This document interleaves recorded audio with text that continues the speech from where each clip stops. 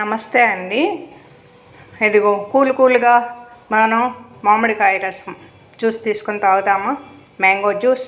ఇదో అండి, పెద్ద బంగినపల్లి కాయలు, మామిడి పళ్ళు, మరీ పండినవి కాదు, మరీ పచ్చి కాదు, బాగా పండిన పండ్లే తీసుకొని శుభ్రంగా కడిగి తుడిచి చెక్కు తీసేసానండి. చెక్కు తీసి అన్నీ ముక్కలుగా కట్ చేసుకొని మిక్సీ జార్లో వేసి కొంచెం వాటర్ వేసి మిక్సీ పట్టానండి.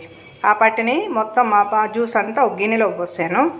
4 పళ్ళకి 1/2 కిలో బెల్లం మెత్తగా నలగొట్టి ఆ బెల్లం కూడా వేసేసాను. వేసి 4 గ్లాసులు నీళ్ళు పోసానండి. 4 పళ్ళకి 4 గ్లాసులు నీళ్ళు పోసి 1/2 కిలో బెల్లం వేసాను. ఇదిగో ఇలా మరుగుతుంది. బాగా మరిగిన తర్వాత కొంచెం 5-6 యాలకులు మెత్తగా నలగొట్టి వాటర్లో వేసి అవి వడకట్టి దీనిలో పోయాలి. పోస్తే అంటే నలకలు లేకుండా వడకట్టి పోయాలన్నట్టు.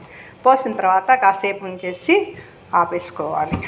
ఓకే, ఇప్పుడు ఇలా తిప్పాం కదా, అయిపోయింది. ఇప్పటికి బాగా కాసుకోవాలండి. మరిగిన తర్వాత ఇలా అయిపోయింది.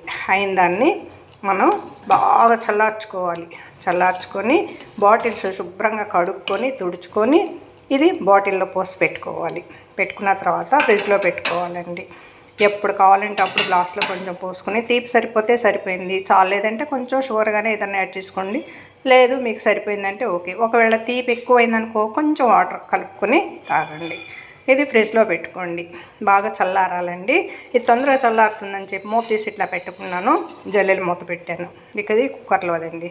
అలా పెట్టుకొని చేసుకోండి. ఓకే.